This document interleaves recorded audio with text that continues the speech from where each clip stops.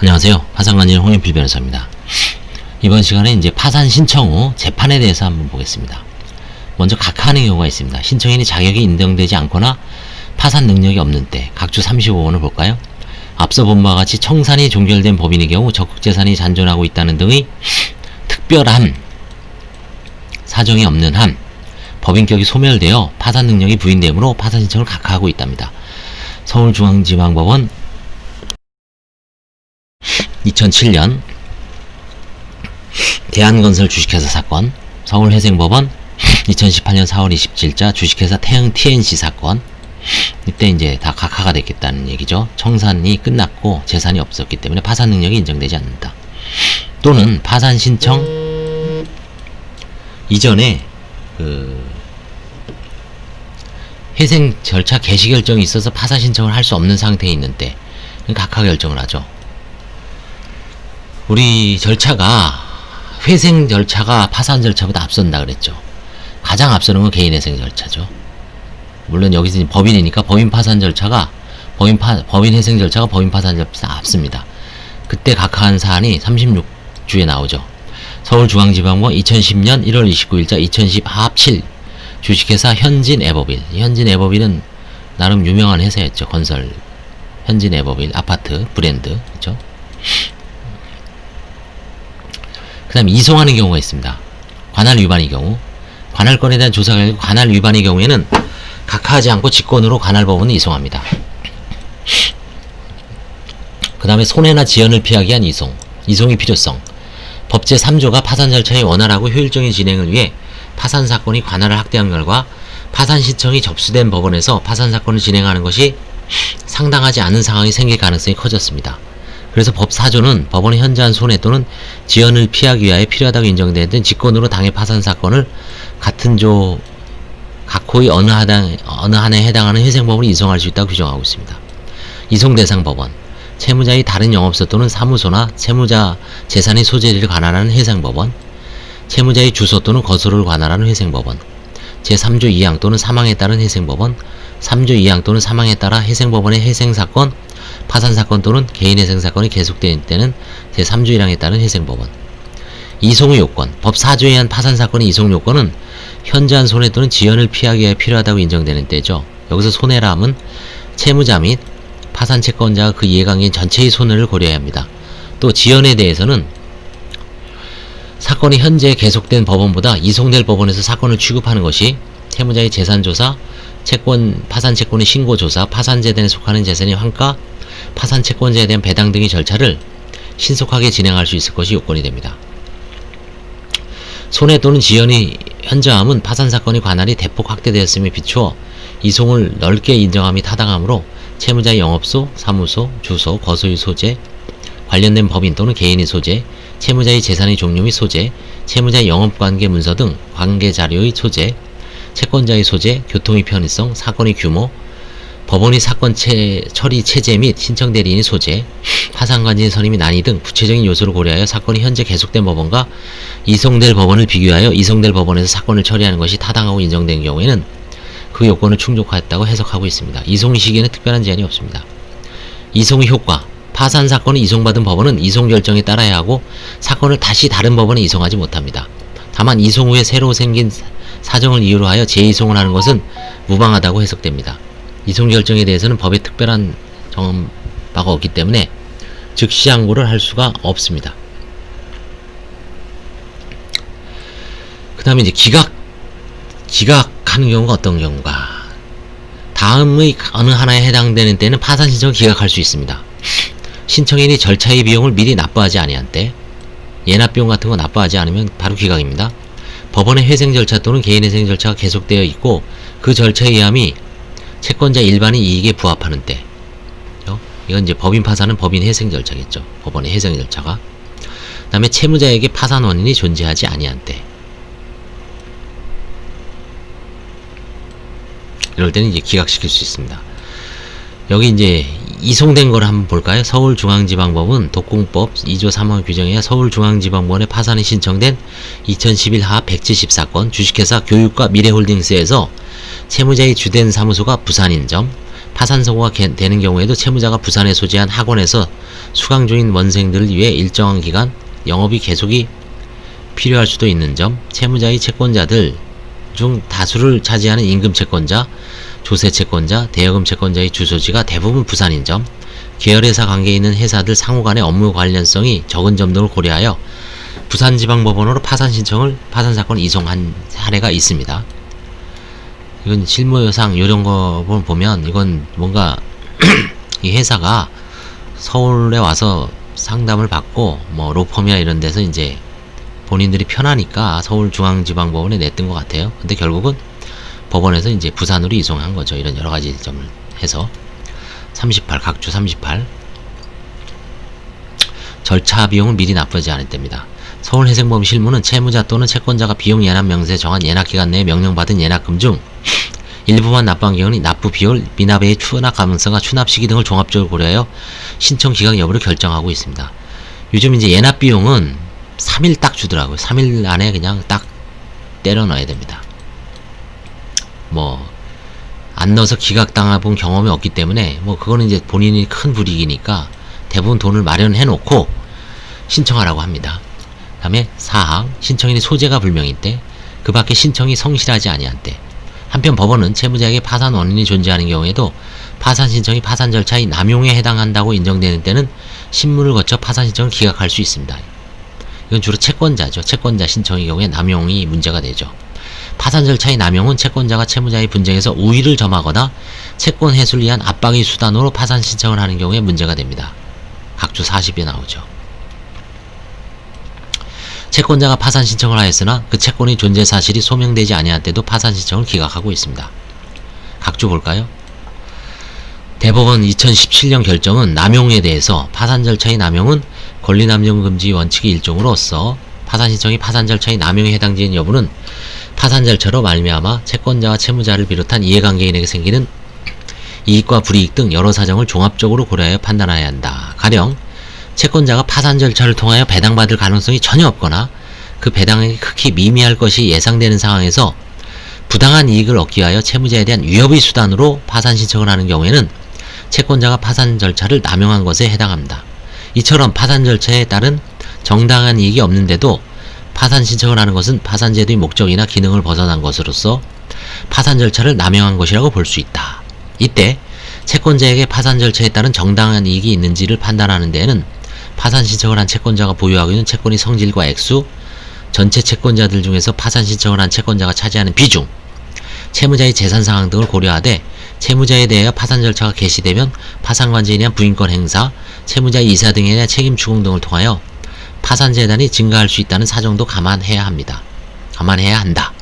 이와 함께 채권자가 파산 신청을 통해 궁극적으로 달성하고자 하는 목적 역시 중요한 고려 요소가 될 수 있다라고. 이게 채권자 파산 신청이 파산 절차의 남용에 해당되지 않기 위해서는 신청할 때 이런 점을 중점적으로 서술을 해야 되겠죠. 예를 들어서 신청인 파산 채권자가 차지하는 비중이 높다든지, 그 다음에 뭐 채무자의 재산상 여러 가지를 고려해서 하여튼 하고 있습니다. 그 다음에 40번 채권 해소를 위한 압박의 수단으로 파산 신청하는 경우에 문제가 된다. 각주 40을 보겠습니다. 이 파산은 각주가 되게 중요해요. 또 그래서 각주는 꼼꼼하게 읽겠습니다. 법인 파산도 그렇고, 그렇죠? 이게 각주에 중요한 내용도 많이 나옵니다. 시간이 걸리더라도. 각주 40 유가증권 시장 및 코스닥 시장 상장 법인의 경우 파산 신청만 있더라도 당해 주권이 관리 종목으로 지정됩니다. 매매 거래가 정지되죠. 이게 엄청난 거죠. 파산 신청 위협을 당하면. 채권자가 이를 이용하여 채무자에 대한 압박 수단으로 파산 신청을 하는 사례가 발견되고 있답니다. 서울회생법원은 파산 절차의 남용이라고 인정되면 신속하게 파산 신청을 기각하는 방법으로 이를 해결하고 있으나 관련 규정의 개정 등 보완이 필요할 것으로 보인다고 설시하고 있습니다. 한편 파산 신청 전에 노동조합과 협의하도록 약정하였음에도 이를 무시하고 파산 신청을 하였다고 하더라도 이는 파산 취소의 원인이 되지는 않는다고 합니다. 선재성 파산과 노동관계 재판자료 82집 82집 이건 옛날 책인데, 예. 여기 나오죠. 파산 신청행위가 부당노동에 해당할 수 있는지 여부. 그죠? 그래서 이제 이건 기각사유가 총 5개가 있고요. 자, 그 다음에 여기 없으면 이제 파산 선고를 하죠. 파산 원인은 사실이 인정되고 파산 장애 사유가 없으면 파산 선고를 합니다. 파산 장애 사유란 파산 원인이 있어도 절차를 개시할 수 없게 되는 사유를 말합니다. 파산 신청 후 회생 절차 개시 결정이 있으면 파산 선고를 할 수 없으므로 이러한 도산 절차는 파산 장애 사유가 되겠죠. 회생 절차 개시 결정이 먼저가 되면. 회생 절차 개시 신청 후 파산 절차의 중지 명령이 있는 경우에도 포함됩니다. 이하 파산 선고를 할 경우의 준비 절차에 관하여 이제 설명하고 있습니다.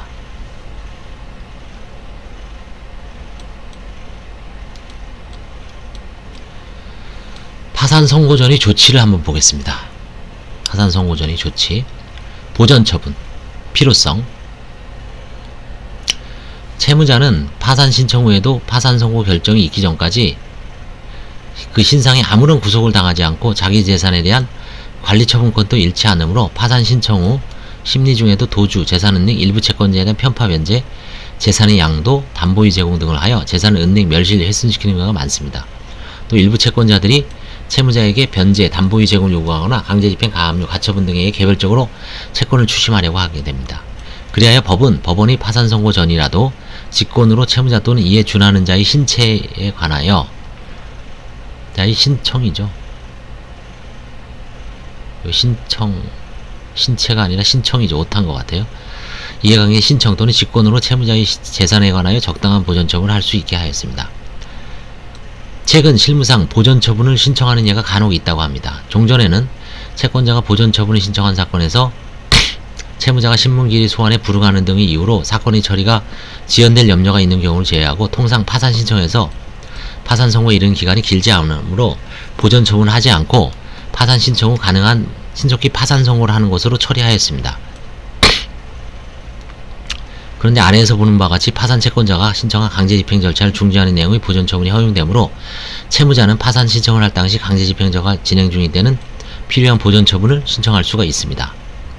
동시 폐지가 예상되는 사건에서는 보전할 재산이 없어 보전을 할 수가 없습니다. 각주 41번을 볼까요? 예전에 이제 신청 후 가능한 한 신속히 파산 선고를 하는 것으로 처리하였다 그랬죠. 서울중앙지방법은 2012 하합 전국 교수공제야. 그 다음에 이 명칭이 읽겠습니다. 사건 번호 있는 건 의미가 없죠. 2012년 전국 교수공제, 2015년 스톤건설 주식회사, 2016년 주식회사 한솔 파로스 종합건설 등 채무자의 주요 자산이 현금, 보통예금 등이고 실질적인 운영자가 구속되어 자산이 제대로 관리되지 않을 위험이 있으며 채권자가 파산을 신청하여 심리에 상당한 시일이 소요될 것으로 예상되는 사건에서 파산 신청 직후 변제 금지, 차제 금지, 채권 가압류 등 보전 처분을 한 사례가 있답니다. 이 세 사건, 전국 교수공제, 스톤건설, 한솔 파로스 종합건설 사건에서. 그 다음에 서울회생법원은 2018년 주식회사 굿메이트, 그 다음에 티노스 팩토리 주식회사, 2018년 주식회사 한국 리더십 코칭센터 등 파산 신청 당시 채무자의 재산에 대한 강제 집행 절차가 진행 중인 사건에서 그 강제 집행 절차를 중지하는 내용의 보전 처분한 사례가 있답니다.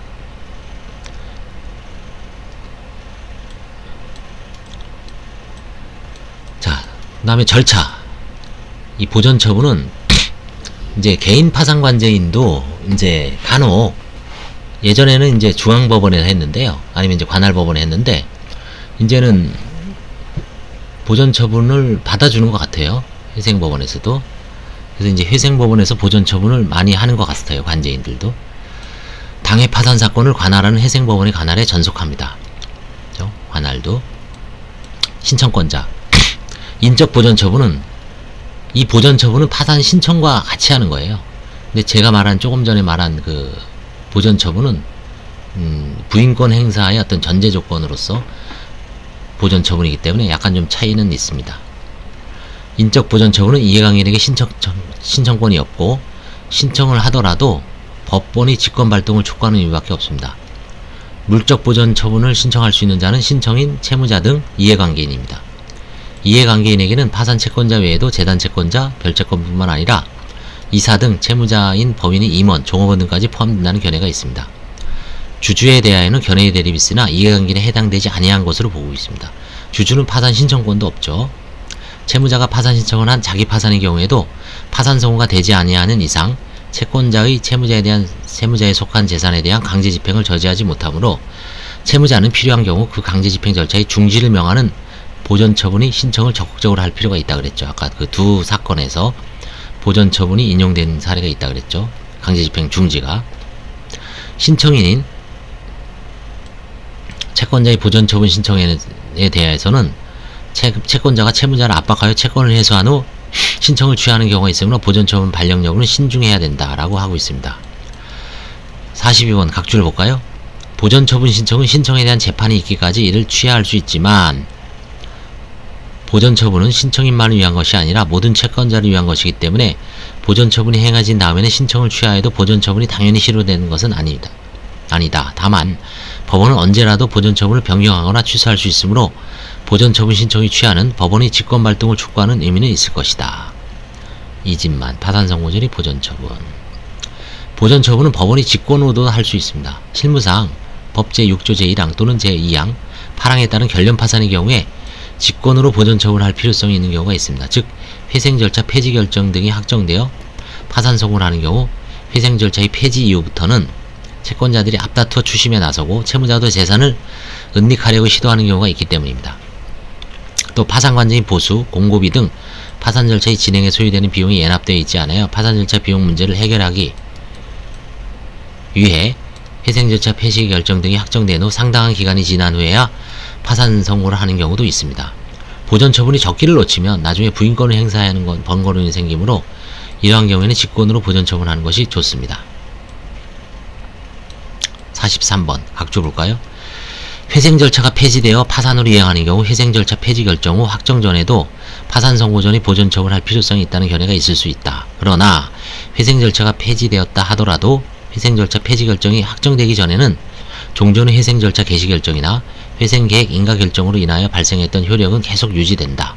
따라서 관리인의 지위에는 변동이 없으며 법원이 정한 범위 법률행위나 자금 집행행위 등 관리인이 여전히 법원의 허가를 받아서 하여야 한다. 그러므로 회생 절차 폐지 결정 후 그 확정 전에 있어서는 법원이 감독권 행사하여 채무자의 재산이 은닉, 멸실, 훼손되는 것을 방지하여야 한다. 감독권을 행사하는 얘기죠. 보전 처분보다.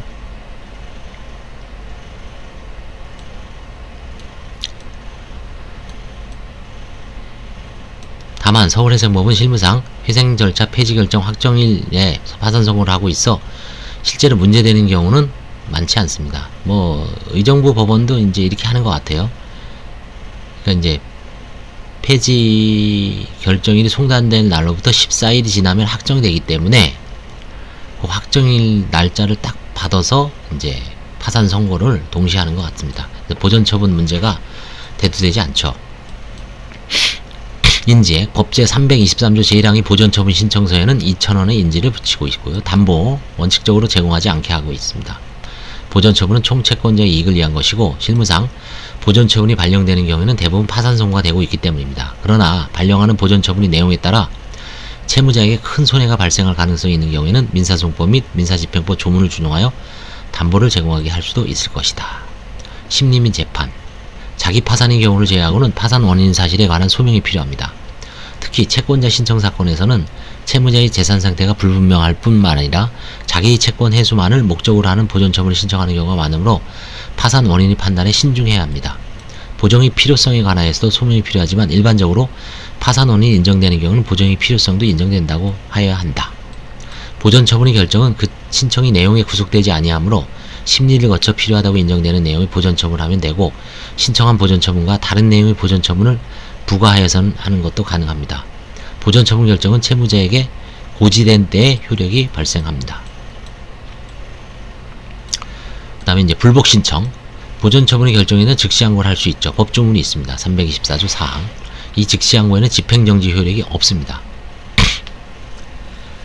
우리가 대부분 도산에서는 항고는 원래 즉시항고는 집행정지 효력이 있는데 도산에서는 집행정지 효력이 없는 걸로 규정하고 있죠. 그러나 실무상 즉시항고가 이유 있다고 판단된 법원이 보존처분을 변경 취소하는 것으로 처리하는 것이 간편하다고 합니다. 집행. 집행은 민사집행법상 보존처분이 집행례에 의합니다. 부동산의 처분 금지 가처분과 같이 법원이 할 수 있는 것 외에는 신청인이 집행관에게 집행을 위임하고 그 결과를 법원에 보고하게 합니다. 총채권자를 위한 보존처분이므로 민사집행법 제290조 제2항의 집행기간이 제한은 받지 않습니다. 이 민사집행법에서는 그 14일인가 그 제한 규정이 있죠. 보존처분 집행을 무한히 허용하는 게 아닙니다.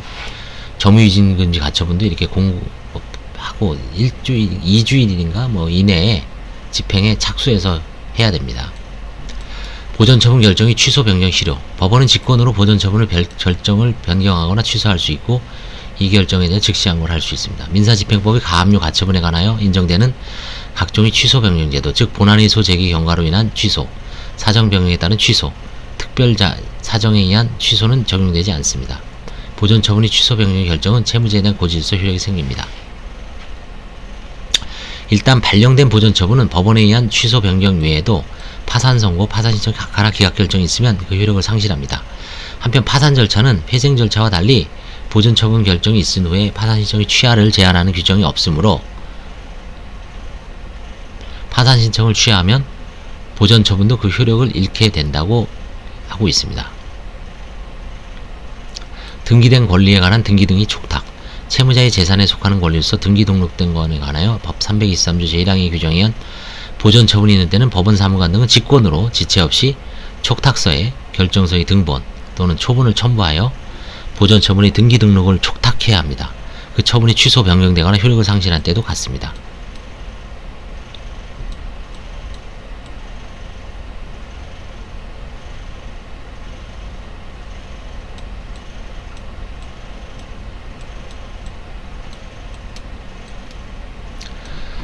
보존처분의 내용에는 인적 보존처분이 있습니다. 인적 보존처분은 구인이 있습니다. 신체의 자유로 구속하는 보존처분이므로 그 발령은 신중하게 해야 한다. 실무상 거의 예가 없습니다. 주로 이제 물적 보존처분이죠. 323조 제1항은 가압류 가처분뿐만 아니라 그 밖에 필요한 보존처분도 명할 수 있습니다. 실무에서 보이는 물적 보존처분 예로 이거 중요합니다. 개인회생에서도 많이 쓰죠.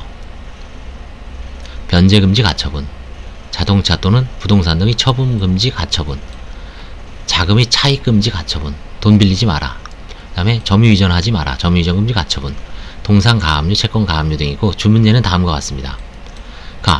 한번 읽어볼까요 이거? 변제금지, 처분금지, 자금의 차익금지 등 가처분.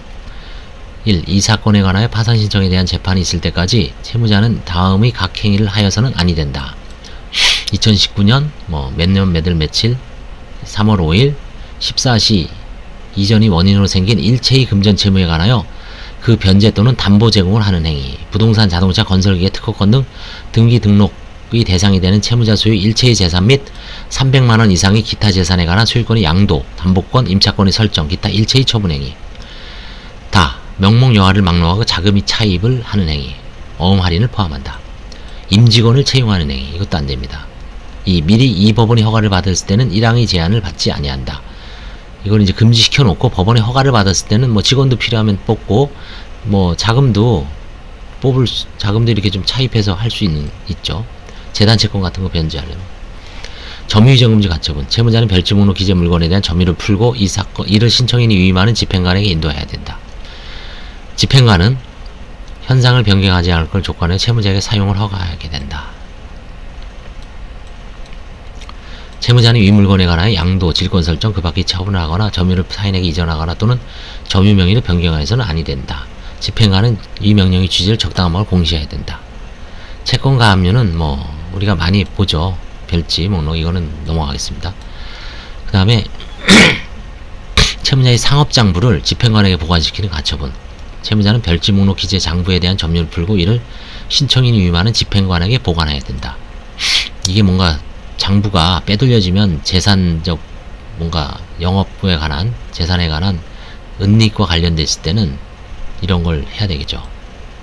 이러한 보존처분은 채무자의 행위만 제한할 뿐 파산채권자의 채무자에 대한 강제집행, 가압류, 가처분에는 영향을 미치지 않습니다. 이를 막기 위해서는 후술하는 바와 같이 그 밖에 필요한 보전처분 일종으로 강제집행 등의 중지를 명하는 내용의 보전처분이 발령되어야 합니다. 위 보전처분에 반하여 한 채무자의 행위 효력은 어떻게 되는가? 이에 관하여는 채권자의 선의 악의를 불문하고 유효하다는 견해도 있으나 채권자가 악의인 경우에는 무효라고 보는 것이 지배적인 견해입니다. 다만 어느 견해에 따르든 채권자가 악의인 경우에는 부인권의 대상이 되면 차이가 없습니다. 그리고 보전처분에 반한 행위를 한 채무자의 대표자 등에 대해서는 손해배상 책임을 물을 수가 있습니다. 그 다음 이제 관련 문제로서 강제집행 절차의 중지를 명하는 보전처분. 회생 절차에서 명문의 규정을 두고 있는 것과 달리 파산 절차에서는 강제집행 등 중지명령 제도에 대한 명문의 규정은 없으나 파산 선고에야 강제집행이 실효되고 파산 선고 직전의 집행행위는 부인의 대상으로 되는 점, 그 다음에 파산이라고 하는 포괄적 강제집행 직전에 이러한 해별집행을 인정하는 것은 총채권자의 공평의 견제에서 타당하지 않은 점, 법 323조 제1항이 단순히 가압류 가처분뿐만 아니라 그 밖에 필요한 보전처분을 명할 수 있다고 규정하고 있어 문헌상으로도 보전처분의 대상을 채무자의 자기, 부자기로 엄격하게 한정할 필요가 없는 점 등을 고려하면 파산 채권자가 신청한 강제집행 절차를 중지하는 내용의 보전처분은 허용된다고 보고 있습니다. 각주 46번 있죠. 허용된다고 하고 있습니다. 그 주문례는 다음과 같습니다. 이 사건에 관하여 파산 신청에 대한 재판이 있을 때까지 신청인과 주식회사 땡땡은행 사이 서울지방법원 2019 타체 37 채권 압류 및 추심명령에 의한 집행 절차는 이를 중지한다. 대한민국은 별지목록 기재 부동산 임의경매 사건에 관하여 주식회사 은행에게 제1항 기재 추심권에 의한 배당금을 지급하여서는 아니 된다. 강제집행 절차의 중지를 명하는 보전처분이 있으면 그 보전처분의 대상인 강제집행 절차는 현재의 상태에서 동결되어 그 이상을 진행할 수 없게 됩니다. 이와 같은 보전처분이 발령되면 보전처분 신청인 등 이해관계에는 그 결정문 정보원을 집행법원에 제출해야 되겠죠. 그래서 채무자 보유 재산의 강제집행 절차를 파산 신청에 대한 재판이 있을 때까지 정지시킬 수가 있습니다. 민사집행법 49조 제2호죠. 이에 반하여 진행된 절차는 무효이지만 집행 또는 집행행위 외형을 제거하기 위해서는 집행방법에 관한 이의, 즉시항고 등을 제기해야 합니다.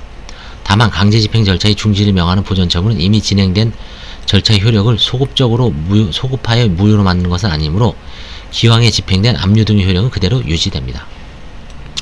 그러나 집행이 완료된 이후에 그 강제집행 절차의 중지를 명하는 보전처분이 제출된 경우에는 보전처분 목적을 달성할 수 없게 되며 이미 이루어진 집행행위는 그대로 효력을 유지합니다. 또한 강제집행 절차의 중지를 명하는 보전처분은 구체적인 절차를 계속하여 진행하려는 것을 중지시키는 효력밖에 없으므로 새로이 동종 절차의 개시를 신청하는 것은 상관이 없습니다.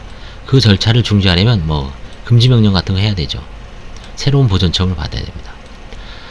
파산이 선고되면 재단채권에 대해서도 개별적 강제집행이 허용될 수 없음을 고려하면 임금채권 등 재단채권에 의한 강제집행 절차도 그 집행 절차의 중지를 명하는 보전처분이 대상이 됩니다. 각주 47. 다만 파산 선고 전에 파산재단에 속하는 재산에 대하여 국세징수법에 의해 징수할 수 있는 청구권에 기한 체납처분한 때는 파산선고는 그 처분의 속행을 방해하지 않으므로 회생 절차와 달리 체납처분이 중지나 금지를 명하는 보전처분은 허용되지 않습니다. 이게 회상과의 차이점입니다. 그 다음에 강제집행 절차의 금지를 명하는 보전처분. 아직 개시되어 있지 아니한 장래의 강제집행을 파산 절차에서의 보전처분으로서 일반적으로 금지할 수 있는지에 관한 문제입니다. 회생 절차에서는 법제 45조 제1항에 의해 모든 회생채권자 및 회생담보권자에 대하여 강제집행 등의 금지를 명할 수 있으나 개인회생에서도 포괄적 금지명령이 있죠. 그 다음에 개별행위 중지명령도 있고요. 근데 파산 절차에서는 이와 같은 규정이 없으므로 역시 해석에 의해 해결할 수밖에 없습니다. 채권자가 채무자의 재산을 압류하는 것만으로는 파산재단에 아무런 불이익이 없을 뿐만 아니라 오히려 파산재단에 속하는 재산이 은닉, 멸실, 훼손 방지를 위하여 도움이 될 수도 있으므로 압류까지 금지하는 가처분을 허용할 수는 없을 것이다. 그러나 채권자가 압류에 그치지 아니하고 더 나아가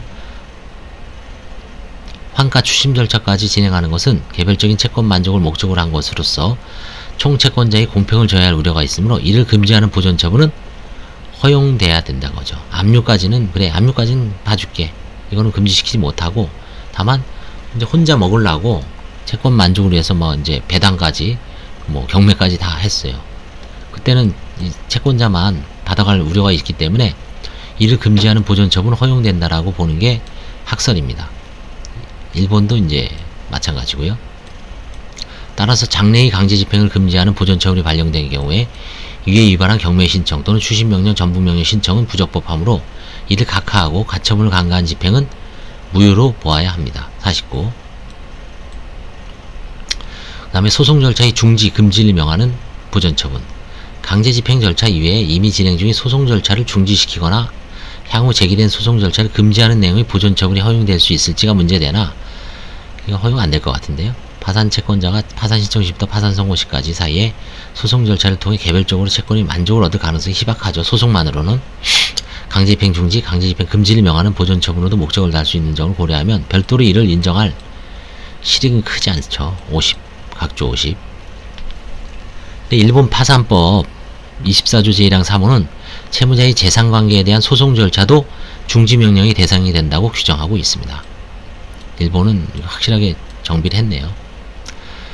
그 다음에 담보권 실행금지 또는 정지를 명하는 보존처분. 담보권은 별채권이고 파산 절차와는 관계없이 행사할 수 있으므로 412조죠. 파산 절차에 부수되는 보존처분에 의해 이를 정지하는 것은 허용되지 않죠. 이 별채권은 아주 강력한 겁니다. 못 막습니다. 제3자 명의 재산에 대한 보존처분. 장차 파산 절차가 개시된 후 파산관제인이 부인권을 행사할 것을 전제로 하여 현재 제3자가 소유하고 있는 재산에 대하여 처분금지 보존처분을 발령할 수 있는가에 서는 견해들이 있습니다.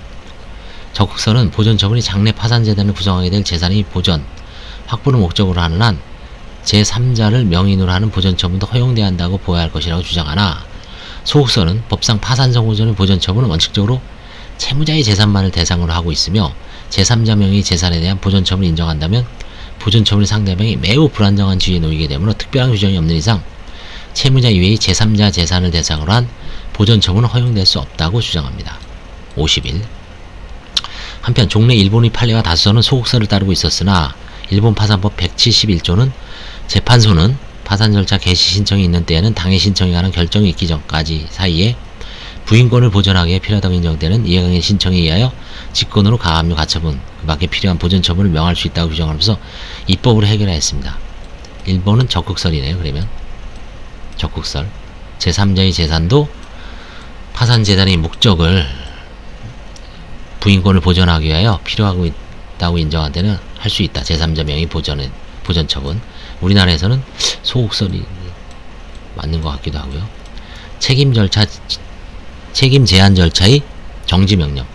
법원은 파산 신청이 있는 경우 필요하다고 인정하는 데는 이해관계인이 신청에 하거나 직권으로 파산 신청에 대한 결정이 있을 때까지 상법 제5편 및 선박 소유장의 책임 제한 절차에 관한 법률에 의한 책임 제한 절차의 정지를 명할 수 있습니다. 다만 책임 제한 절차의 개시 결정이 있는 경우에는 정지를 명할 수가 없습니다. 책임 제한 절차는 채무자의 재산 일부에 대한 파산 절차로서 개시 결정이 내려질 경우 전체 파산 재산 중 일부가 이탈됨으로써 제한 채권자 내지 이외의 다른 모든 파산 채권자들의 이익을 해칠 우려가 있고 책임 제한 절차가 개시되기 전에 그 채무자에게 파산이 선고되면 책임 제한 절차 개시 신청 역시 각하되는 점을 고려하면 이해관계인으로서는 책임 제한 절차의 재원으로 사용될 재산을 전체 채권자에 의한 파산 제한으로 사용하기 위해 보존처분의 일종인 책임 제한 절차 정지 명령 제도를 활용할 실익이 있습니다.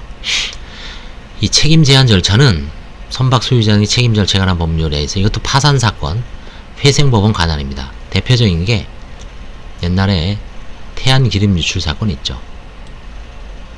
그때 뭐 무슨 지금 회사 이름 생각 안 나지만 중국계 회사인가 그랬을 거예요. 그 회사 서울중앙법원 그 당시에 중앙법원 파산해서 선박 책임 제한 사건을 다룬 걸로 알고 있습니다. 그 정도만 알고 계십시오. 자, 그 다음에 이제 선고했고, 그쵸? 파산관제인 선정합니다.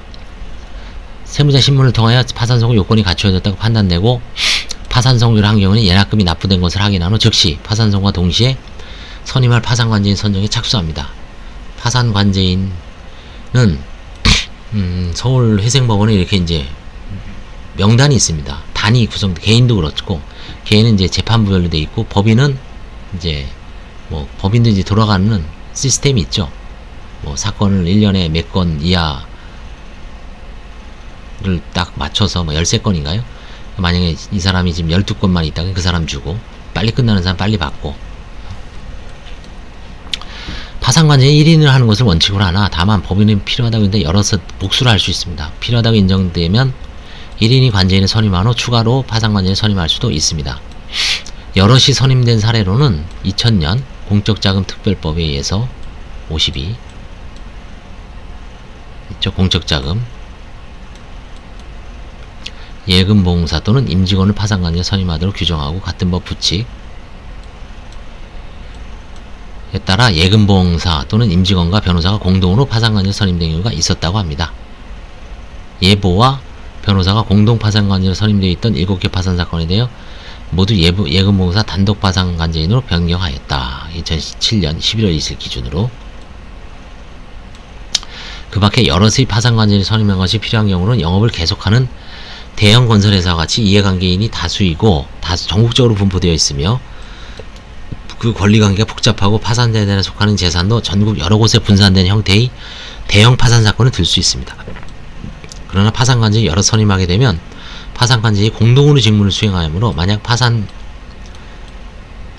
사이에 의견이 대립 있을 경우 관제 업무의 신속한 처리를 저해할 우려가 있고 업무가 방대하고 복잡한 경우 파산관제인으로서는 파산관제인 대리나 개별 대리를 활용할 수 있으므로 서울회생보험 실무상 여럿의 파산관제인 선임한 사례가 없답니다.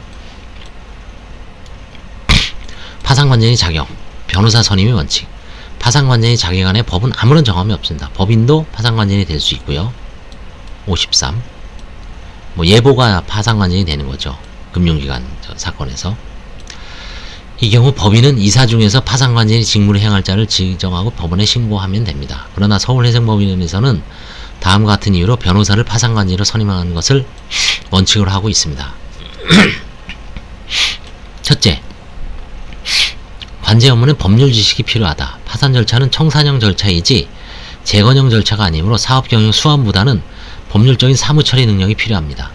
사업자들이 이해관계가 복잡하게 얽혀있어 법률 문제가 많이 발생하고 특히 소송 당사자로 되어 있어 부인권의 행사, 채권 확정에 관한 소송에 대한 응소, 배담표 작성 등을 해야 할 경우가 생깁니다.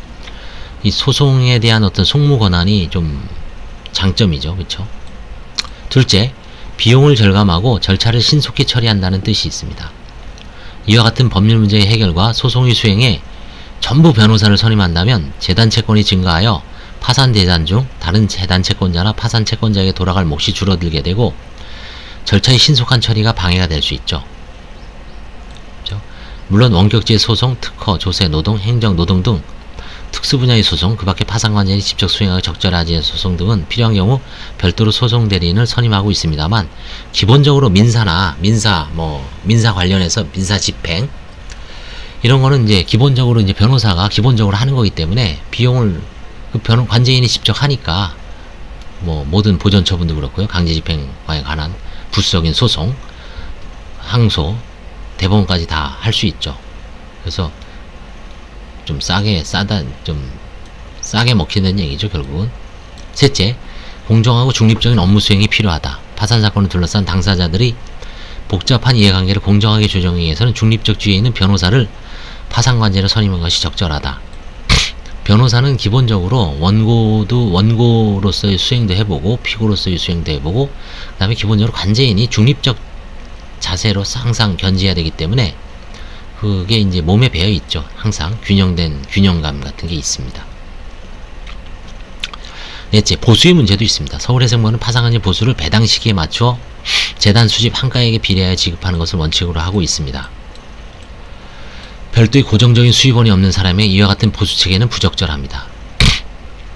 구체적인 선정 기준, 파산관제인으로 적절한 변호사인지 아닌지는 다음의 기준에 판단합니다. 첫째, 채권자 수가 많고 채무액이 다액이며 이해관계가 복잡하게 얽혀있는 대형 파산 사건의 경우에는 파산관제의 경험이 있는 중견 변호사가 적당하고 비교적 간단한 사건은 젊은 변호사에게 맡겨 경험을 쌓게 한 후 점점 복잡한 사건을 맡기는 식으로 처리하는 것이 좋습니다. 둘째, 기존에 수행하는 사건이 너무 많은 변호사는 부적당합니다.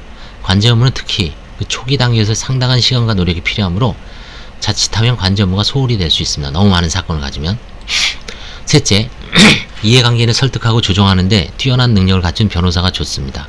파산관제인을 선임되어 부닥치게 되는 가장 현실적인 문제는 이해관계인이 무리한 요구를 어떻게 설득하고 조정하는가 하는 것입니다. 때로는 조직폭력배 위협이나 공사수급업체 근로자의 하소연, 채무자의 저항 내지 비협조에 수시로 적절하게 대처해야 하는 일도 생기게 됩니다. 따라서 채무자나 채권자들과 이해관계가 없어야 됩니다. 그 밖에 성실, 공평, 청렴하며 관제의무에 관한 법적, 경제적 지식과 경험이 있고 적극적, 활동적, 의욕적 인물이 바람직스러운 것은 두말 나위도 없습니다. 이건 이제 향후 파산관제를 생각하시는 분들은 잘 읽어보십시오. 서울중앙지방법원 2009년까지는 서울지방변호사회에 파산관제 후보자의 추천을 의뢰하는 등 미리 관제인 적임자를 물색하여 후보자 명부를 작성하여 두고 관제인 선임에 활용하였습니다. 그러나 2009년 이후 법인 파산 사건이 큰 폭으로 증가함에 따라 관제 업무의 충실, 효율, 통일성을 도모하기 위해 유능한 파산관제인 후보들을 확보하고 전문성을 제고할 필요성이 대두되었습니다. 이에 따라 서울중앙지방법원 2020년 2월 법인 파산관제인단을 구성하였고 2012년 10월 법인 파산관제인 선임 절차의 공정성, 투명성을 제고하기 위해 서울중앙지방법 파산부 법인 파산 실무준칙 2호로 법인 파산관제인이 선임 등에 관한 준칙을 제정하여 기존 법인 파산관제인단 구성원을 법인 파산관제인 후보자 명부에 등재하고 후보자 명부에 등재된 변호사 중에서만 파산관제인 선임하였습니다. 요거는 똑같습니다. 개인 파산도 2010년 2월에 개인 파산관제인단을 구성했고요. 그때 30명인가를 이제 선발을 했죠. 그 다음에 2011년도에 70명을 늘렸다가 다시 대폭 아웃시킨 다음에 개인도 2012년 3월에 그 당시로서는 40명인가요? 30 몇 명으로 이제 계속 한 40명 전으로 계속 유지했습니다. 2년 단위로 14, 16, 18 작년에 뽑았나요? 2020년 그쵸? 2020년이 아니라 하여튼 2년 단위로 계속 저거 했습니다. 한편 서울해상법원은 관제인 후보자 명단 관리인을 두어 후보자 명단을 작성 관리하는 한편 매년 2회 후보자는 평가를 작성하고 1회 이상 평점을 실수하여 업무 수행의 적성성이 미흡한 후보자를 삭제하고 있습니다. 작년에 아마 10 몇 명인가요? 대거 잘렸죠. 또 새로 들어왔죠. 작년인가 재작년입니다. 파산관제인의 자격에 관한 특별 규정은 예금보험공사 또는 임직원이 있습니다. 예금자보호법에서 금융기관은 예보나 그 임직원을 파산관제인을 선임하고 있습니다. 금융전문가, 금산법이라 그러죠. 금융산업의 구조 개선에 관한 법률에 의하면 금융위원회는 금융기관이 파산한 경우 금융전문가를 파산관제인으로 추천할 수 있다라고 하고 있습니다.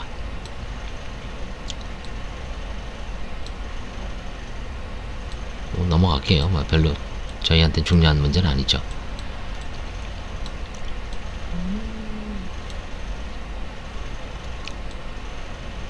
신용협동조합법은 법원에 파산관제 추천할 수 있다. 그러나 금산법과 달리 법원이 그 추천자를 파산관제로 선임해야 하는 것까지 규정하고 있지 않으므로 법원이 금융위원회 추천에 구속되는 것은 아닙니다.